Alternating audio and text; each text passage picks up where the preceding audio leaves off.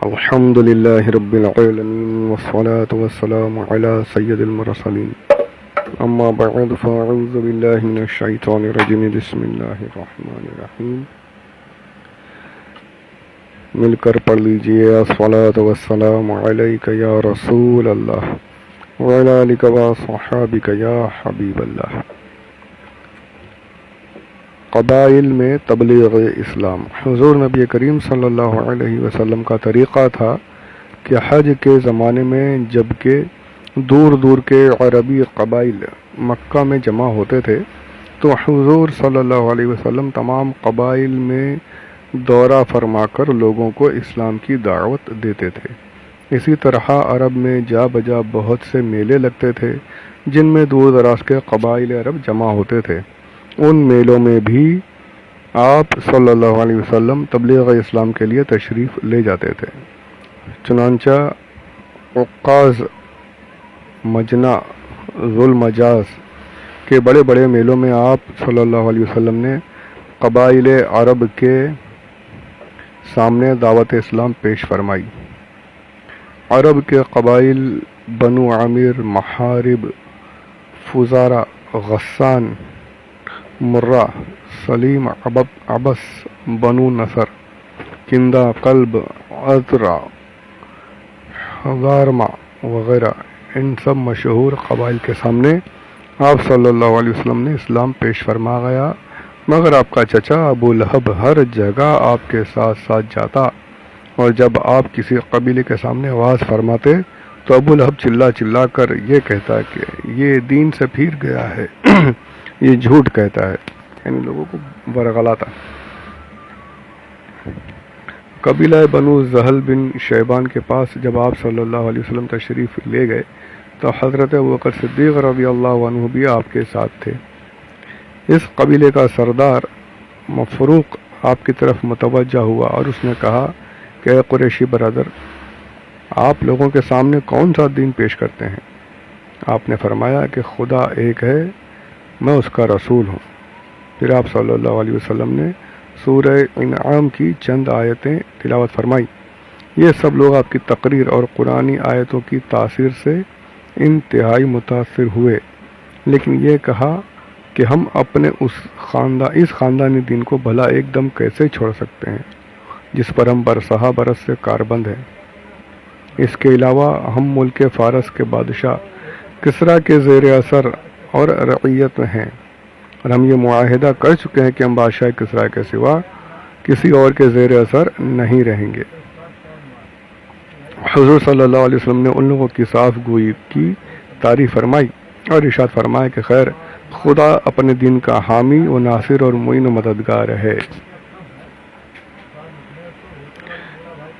5واں باب مدینہ میں آفتاب رسالت کی تجلیات. مدینہ منورہ کا پرانا نام یثرب ہے. یثرب کے معنی اچھے نہیں ہیں، یعنی کہ ایسا میں نے پڑھا ہے کہ بیماری کی جگہ، یعنی یہاں پر لوگ بیمار ہو جاتے ہیں، ایسا اس لیے اس کا نام یثرب رکھا گیا.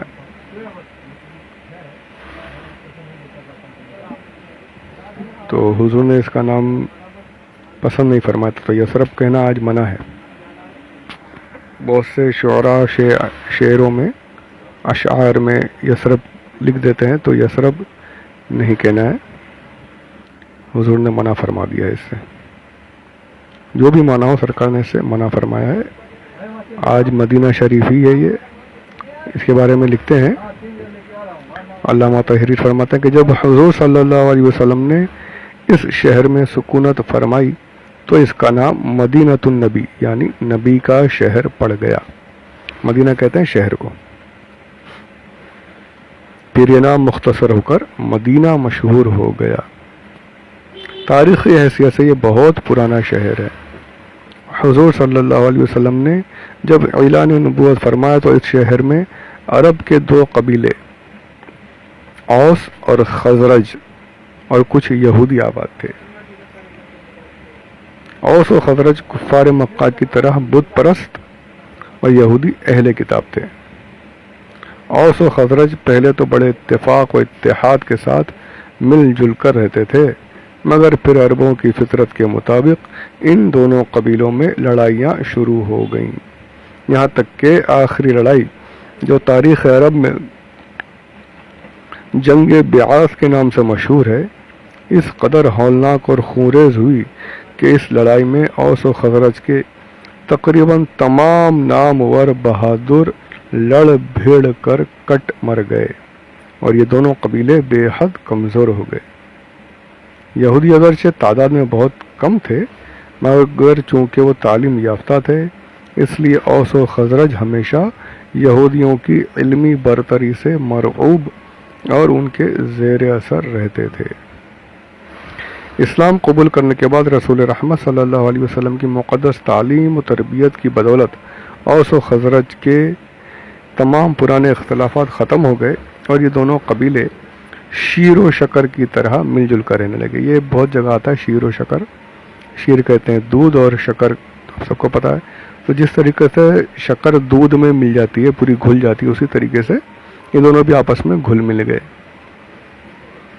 اور چونکہ ان لوگوں نے اسلام اور مسلمانوں کی اپنے تن من دھن سے بے پناہ امداد و نصرت کی، اس لیے حضور صلی اللہ علیہ وسلم نے ان خوش بختوں کو انصار کے معزز لقب سے سرفراز فرمایا۔ پڑھا ہوگا نا آپ لوگوں نے انصار و مہاجرین، مہاجر اسے کہتے ہیں وہ صحابہ مہاجر جو مکہ مکرمہ سے ہجرت کر کے مدینہ المنورہ تشریف لائے، اور انصار وہ صحابہ ہیں جنہوں نے ان مہاجرین کی، مسلمانوں کی، اسلام کی اپنے ہر ایک ممکن طریقے سے مدد فرمائی، تن من دھن جان سک ہر چیز سے مدد فرمائی، تو یہ انصار کہلائے۔ نصرت کا معنی ہوتا ہے مدد کرنا، اور انصار مدد کرنے والے۔ قرآن کریم نے بھی ان جانثاران اسلام کی نصرت رسول و امداد مسلمین پر ان خوش نصیبوں کی مدح و ثنا کا جا بجا خطبہ پڑھا، اور از روئے شریعت انصار کی محبت اور ان کی جناب میں حسن عقیدت تمام امت مسلمہ کے لیے لازم ایمان اور واجب العمل قرار پائی، رضی اللہ عنہم اجمعین۔ مدینہ میں اسلام کیسے پھیلا، اب یہ اس طرف آتے ہیں۔ انصار گو بت پرست تھے، مگر یہودیوں کے میل جول سے اتنا جانتے تھے کہ نبی آخر زمان کا ظہور ہونے والا ہے، اور مدینہ کے یہودی اکثر انصار کے دونوں قبیلوں اوس و خزرج کو دھمکیاں بھی دیا کرتے تھے کہ نبی آخر زمان کے ظہور کے وقت ہم ان کے لشکر میں شامل ہو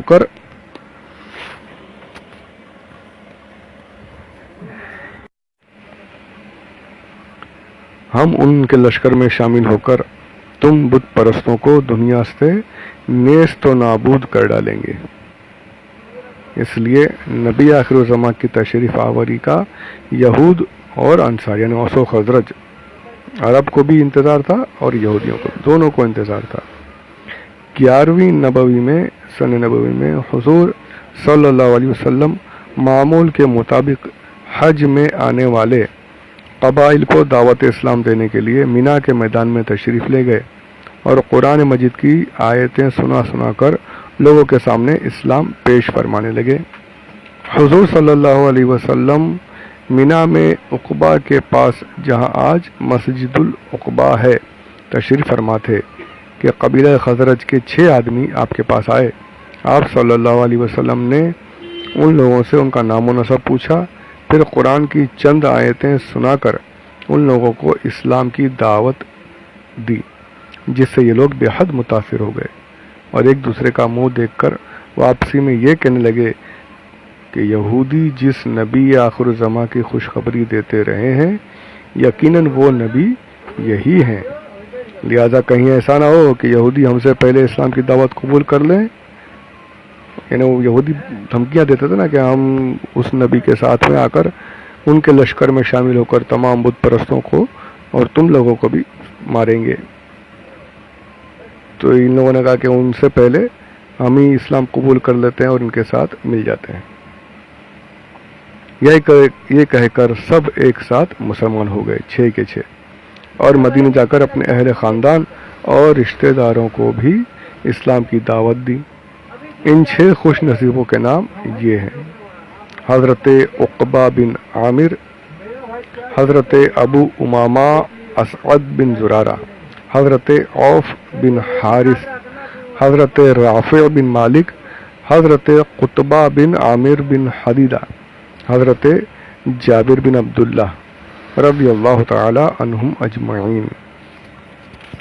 بیعت عقبہ اولا، ابھی 6 مسلمان ہو گئے تھے، اب اگلے سال یعنی سن نبوی 12ویں نبوی میں حج کے موقع پر، اب مدینہ شریف آج جیسے نا بیٹھ کر گاڑی میں بیٹھے فن سے پہنچ گئے کچھ ہی گھنٹوں میں، اس وقت میں اتنا آسان نہیں تھا، کافی طویل مسافت تھی اس وقت کے لیے، اور بڑی مشکلوں سے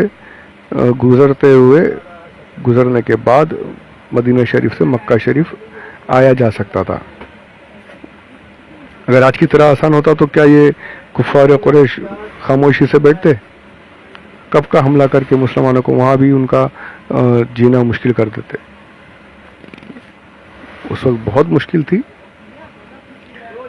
آنا جانا بہت کٹھن تھا، اس لیے حج کا وہ وقت ایسا ہوتا تھا کہ لوگ تمام تکالیف کو برداشت کر کے بھی حج کے زمانے میں وہاں، اب اس ٹائم میں اب کیسا حج ہوتا تھا وہ الگ، جیسا ہمارا حج ہے ویسا نہیں۔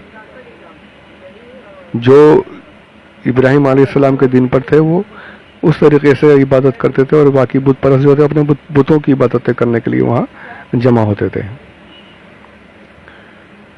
آتے سبھی تھے۔ تو یہی ہوتا تھا کہ جو آتے حضور ان کے بیچ میں جا کر اسلام کی دعوت دیتے، اور 11ویں نبوی شریف میں سن نبوی میں مدینہ شریف کے 6 صحابہ نے اسلام قبول کیا، اور اس کے اگلے سال یعنی سن نبوی 12ویں کے حج کے موقع پر مدینہ کے 12 اشخاص مینا کی اسی گھاٹی میں چھپ کر مشرف باسلام ہوئے۔ پہلے 6 تھے، اب اگلے سال اور دوسرے 12 آئے، اور حضور صلی اللہ علیہ وسلم سے بیعت ہوئے۔ تاریخ اسلام میں اسی بیعت کا نام بیعت عقبہ اولا ہے، یعنی پہلی بیعت عقبہ۔ عقبہ کہتے ہیں گھاٹی کو جہاں حضور صلی اللہ علیہ وسلم نے ان 6 کو مسلمان کیا تھا۔ پھر اس کے بعد اگلے سال 12 آئے، تو 12 جو ہیں مطلب یہ بیعت جو ہوئی تو بیعت عقبہ اولا ہے۔ ساتھ ہی ان لوگوں نے حضور صلی اللہ علیہ وسلم سے یہ درخواست بھی کی کہ احکام اسلام کی تعلیم کے لیے کوئی معلم بھی ان لوگوں کے ساتھ کر دیا جائے، کوئی معلم بھی ان لوگوں کے ساتھ کر دیا جائے۔ چنانچہ حضور صلی اللہ علیہ وسلم نے حضرت مصعب بن عمیر رضی اللہ عنہ کو ان لوگوں کے ساتھ مدینہ منورہ بھیج دیا۔ وہ مدینہ میں حضرت اسعد بن زرارہ رضی اللہ عنہ کے مکان پر ٹھہرے، اور انصار کے ایک گھر میں جا کر اسلام کی تبلیغ کرنے لگے، اور روزانہ 1-2 نئے آدمی آغوش اسلام میں آنے لگے، یہاں تک کہ رفتہ رفتہ مدینہ سے قبا تک گھر گھر اسلام پھیل گیا۔ سبحان اللہ! دیکھیے کیسے حکمت کے ساتھ، کیسے یعنی کہ لگاتار پیہم کوششوں کے ساتھ اسلام پھیلا ہے۔ یہ سب غور کرنے کی باتیں ہیں۔ قبیلہ اوس کے سردار حضرت سعد بن معاذ رضی اللہ عنہ بہت ہی بہادر اور با اثر شخص تھے۔ حضرت مصعب بن عمیر رضی اللہ عنہ نے جب ان کے سامنے اسلام کی دعوت پیش کی تو انہوں نے پہلے تو اسلام سے نفرت و بیزاری ظاہر کی، مگر جب حضرت مصعب بن عمیر رضی اللہ عنہ نے قرآن کی آیت پڑھ کر سنائی تو ایک دم ان کا دل پسیج گیا، اور اس قدر متاثر ہوئے کہ سعادت ایمان سے سرفراز ہو گئے، اور ان کا مسلمان ہوتے ہی ان کا قبیلہ اوس بھی دامن اسلام میں آ گیا۔ سبحان اللہ! اسی سال بقول مشہور ماہ رجب کی 27ویں رات کو حضور صلی اللہ علیہ وسلم کو بحالت بیداری معراج جسمانی ہوئی، اور اسی سفر معراج میں 5 نمازیں فرض ہوئیں، جس کا تفصیلی بیان انشاءاللہ تعالی معجزات کے باب میں آئے گا۔ تو یہ بیعت عقبہ کا واقعہ مختصر عرض ہوا۔ اس کے بعد بیعت عقبہ ثانیہ، اس کے بارے میں اگلے آڈیو میں انشاءاللہ عرض کروں گا۔